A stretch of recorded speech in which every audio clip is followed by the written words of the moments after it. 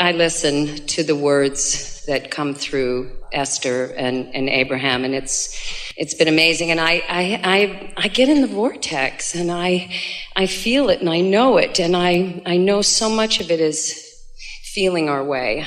As a thinker, because you never get it done. No. You never get it done. Never get it done. Isn't that nice? More fun, more fun, more fun, more fun, more fun, more fun, more fun, more fun. More fun, more fun, more fun, more insight, more understanding, more awareness. Yeah, more. The mantra of the universe, more. And it's okay to want more, and I want more. Better be, because eternalness needs more.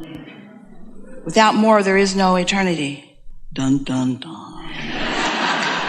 So my question is this, and this came to me, and I have not actually heard this addressed in all of the things that I've been listening to, and it was kind of an incredible thing for me. I'm a very empathetic person. I feel a lot of things, and Are you all over the board with your vibration? Do you have empathy for all ranges of emotions?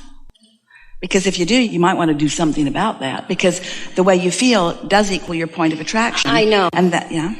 I know, and that's my question. So there's two parts of this, but the first part is, so I work, and part of my co-creative experience has been that I've been able to become, through my own health, getting better, I've been able to help others. I'm a health and wellness and life coach.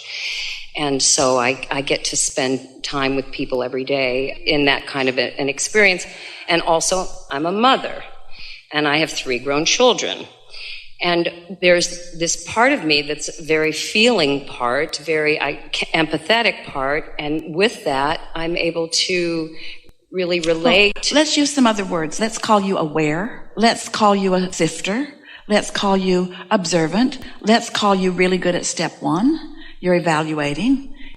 And let's call you an active guidance system that lets you know whether in any moment what you're focused upon is helping you and them or not. But to say I am empathetic, that's like saying my guidance system is stuck here. Every time you use that word, you are either making an excuse for or locking yourself in to less than deliberate thought. In other words, you might say that Jesus, who was really good at helping people find wellness, you might say that he was empathetic with wellness even when they were dripping illness. So just tune your empathy to their greatest good and your own. Yes, and I do that most That's a big thing. Did you hear it? Tune your empathy. Don't just bumble in and let whatever the strongest vibration is rule you. Prepare yourself. Take what you take to the table deliberately. Get yourself tuned in and then go somewhere, and you won't pick up on the vibrations of others. But if you are limp and unfocused and you go in, then whatever is the strongest vibration in the room is going to sweep you in an empathetic way, maybe closer to your guidance system, like in this room, or maybe not closer to your guidance system. You want to be in control of what you're offering. And so this is a wonderful conversation to have, because what we're talking about is it's not what you find once you get into the room. It's the vibrational preparation you've done before you entered the room.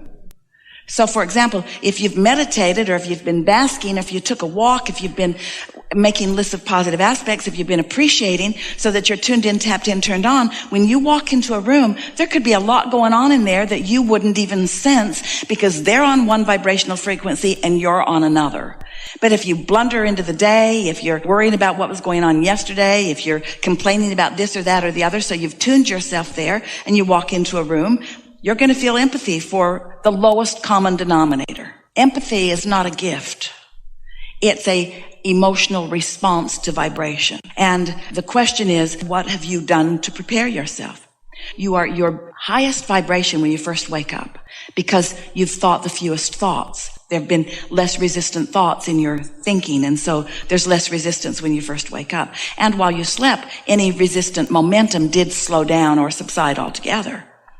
And so when you first wake up, and then it's what you do next that matters the most. Also, this is really a wonderful conversation, because when someone proclaims themselves as empathetic, they are also acknowledging that they are living, while maybe not wanting to, very conditional life because their emotions are responding to the conditions around them.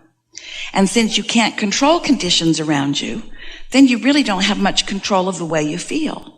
So that's why we would like to talk about what are you bringing to the table when you get off to yourself and get tuned in so that you do have control over what comes back to you because you have mastered control about what you're outputting. But someone who's living a sort of conditional life walks into a room, observes this and observes that and observes this and observes that, gets a mixed bag of vibration going, and then you can be empathetic to a whole lot of things that aren't your intention, that aren't in sync with your inner being, that don't feel good to you, that don't feel good to whoever it is you're coaching. In other words, who's coaching who? And someone who's empathetic is being coached by their environment. I love that you use the word conditional because I have been asking to be unconditional. I've been asking for that. Well, let's talk about what unconditional means. Unconditional, it doesn't mean don't evaluate conditions. Unconditional means, now you're really going to like this, and you'll hear it easily because we've already explained it a few times, and now in this framework it will really make sense. So when you meditate, you stop thought. You focus on something that requires very little thought. Like, can you hear a sound in this room like something to do with the air conditioner? Hear that sort of hum? That's a good thing to focus on because it's not interesting. So it won't get your mind wandering. Oh, that's not as nice as other hums I've heard. You don't project a lot of thoughts about that. So when you quiet your mind, you'll stop resistant thought. And then when there's no resistance, your natural vibration will rise. And as it does, then you sync up with the vibration of your inner being. So no condition took you there. In fact, absence of conditions took you there. Unconditioned allowed you to be there. It's like picture a cork bobbing on the surface and hold it under the water. That's really conditional, but when you let go of it, it sort of unconditionally floats to the surface. You sort of get the sense of what we're going for. So a lot of people want to feel good, and under these conditions, under such and such conditions, they do. And then they want to recreate those conditions so that they will continue to feel better. But it's such a big job. It's so much better to just trust that you will feel good unless you do that thing you do that doesn't let you feel good. That's the piece that we would like you to take away from this gathering above all others. You will feel good. You will tune in. You will be in vibrational sync. You will be vibrationally equivalent to your inner being. You will be tuned in, tapped in, turned on. You will experience connection with the energy that creates worlds, unless you do that thing you do that doesn't allow it. What's that thing you do that doesn't allow it? You focus on conditions that are of a different vibrational nature. So conditional love is, I need these conditions to change so that I will feel better. And we say, maybe sometimes you can exercise enough control that you can get somebody to stand on their head and please you, but everybody won't, and that one won't for very long. Unconditional love is accepting that love is without condition. I don't have to earn it. I don't have to prove it. I just have to be in a vibration that does not disallow it.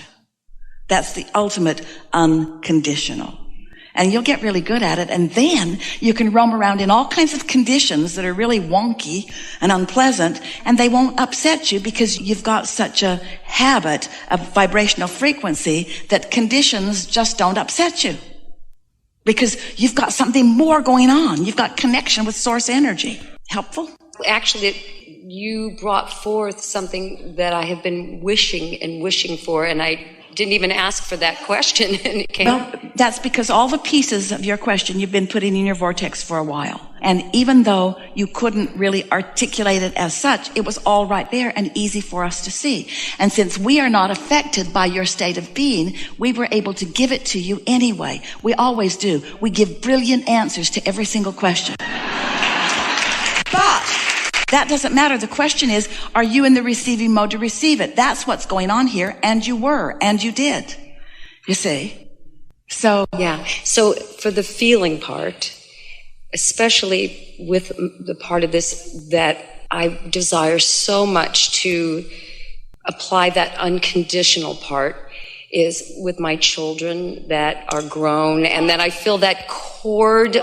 We want you to consider something, because even before you said the word children, when you said, I desire so much. Now, can you feel the resistance in that? I desire this thing I do not have. I know. How painful that is. I know. And so you got to back off of those kinds of things, because the solutions aren't coming right now as long as you're feeling that way.